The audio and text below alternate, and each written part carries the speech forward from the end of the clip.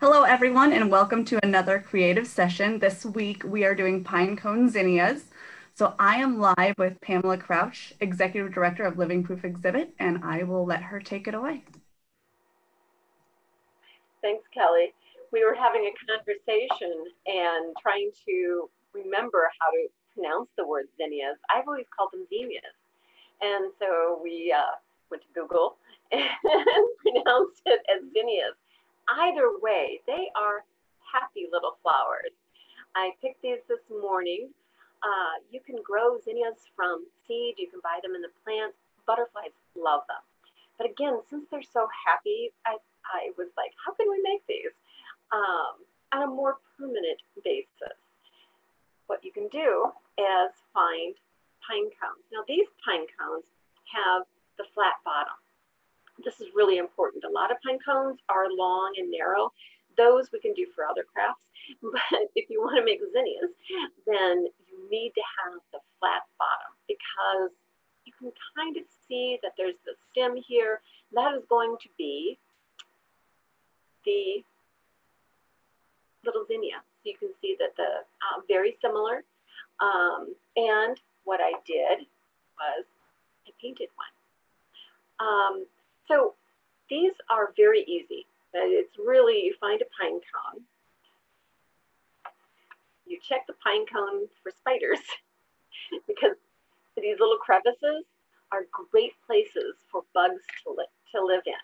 So I have a little brush and I dry brushed all of it. I'm not going to do it now because I'm in my dining room, but I dry brushed everything. I went in there. There were some little critters deciding to live there. I rehomed them. And then I did scrub them down a lot because I picked these up off the ground. My pine cones are the long, skinny ones. So I had to go hunting. If you're going hunting, make sure you have permission to get on someone's property. But I knew I needed to get some of these. So it is super simple. Like I said, you just get the little flat bottom pine cone and any acrylic paint.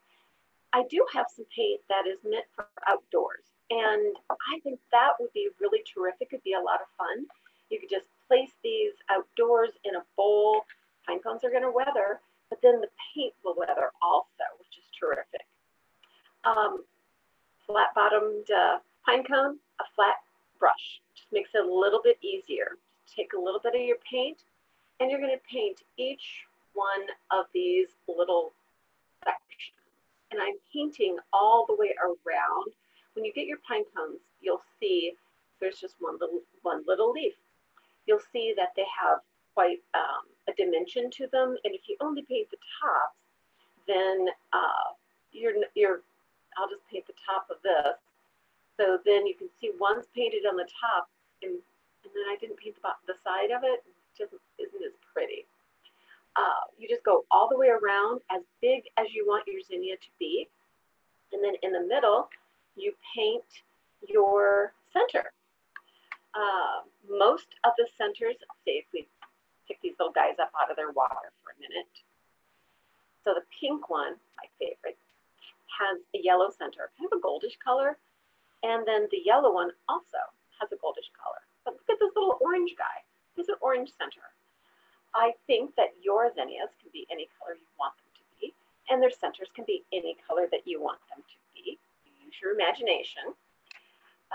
Again, very simply, just some acrylic paint, brush.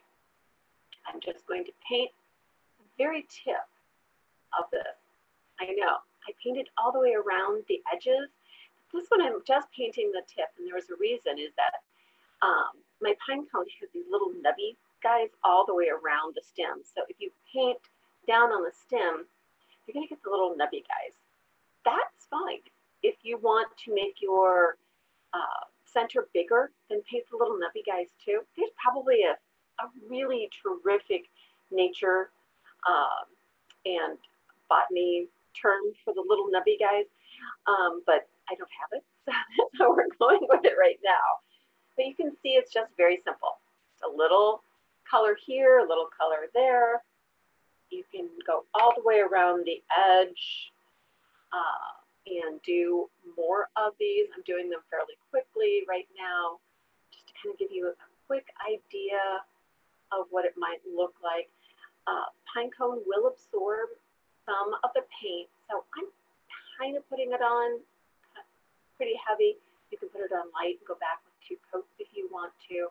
Also, you can see kind of starting to look like that little flower all the way around, isn't it?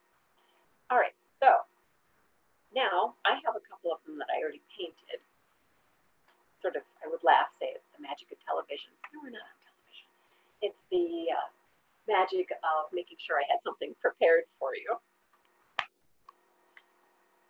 And I already showed you the little pink one. And I decided, what happened if I painted it red? Well, it doesn't exactly look like a zinnia, but I'm like, I really like it. So I'm keeping the red idea. We have these painted. Now what? Well, you can keep them in this shape. See that I have still the regular pine cone. You can keep them in this shape and put them in a bowl, and they can be decoration. Again, if you paint with outside paint, which I think I will do that next time, I would put these in some flower pots, especially if you think about with this heat, some of your flowers might be drooping, you might have lost some color in some of your flower pots. You kind of put a few of these around, it'd be kind of fun. But then what else can you do with them? And this is where your imagination comes in. Maybe you have a pipe cleaners. If you don't, they're easy to find.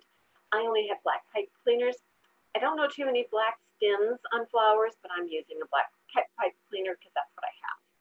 I'm going to just wrap it around the flower, and you're going to need a pretty long one because the idea is to get it in between, and then maybe this is going to be a stem. Imagine this is green. I have little bamboo skewers that when you're cooking, you can use those. You can just wrap it around your bamboo skewer to give it a little strength.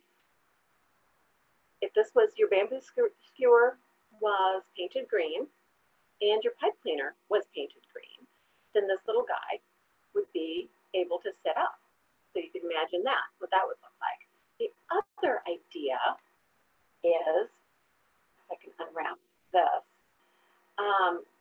little glue, any kind of glue would work. What if you had a cute little straw? You could use these then as fun. Can you see that? Oh, look, my straw and my shirt match. Oh, that's really good planning on my part. You can pick these straws up at any paper places, the hobby stores, or anything. And these could be just whimsical. This particular straw is really thick, so it won't bend on you. And you could just glue your little pine cone flowers, stick them in a vase, and it'd be very whimsical. What if there's more? And I fully expect you all to come back and say, oh, I did this with my pine cones, or that with my pine cones. I had these great ideas. What if you want to make them flat? Handy dandy shears or a sharp knife. If you're using shears or a sharp knife, make sure that you're protecting your eyes and perhaps being outside rather than in your dining room table. But you can start clipping off these edges, clip off the stem. You don't even need clippers for part of it. These will break off. I mean, if you just keep poking at them, they'll break off. You can get it to a point where it's completely flat. Then imagine if you had a wreath. I didn't happen to have one in the house, but you could put these flat on a wreath all the way around. You could use styrofoam, you could use a wire wreath if you wanted to wrap it with ribbon. You could use a straw wreath if you have that. You could put burlap on it. You could do any kind of materials that you happen to have at home. You could attach these and glue these to wood. Again, it's pretty easy to just take the pine cone apart and make it flat if you want to. So you have plenty of options. You can have little whimsical flowers. Like, look at this guy. Just glue that together and put him in a vase. It'd be fun. You can use skewers and pipe cleaner to attach things.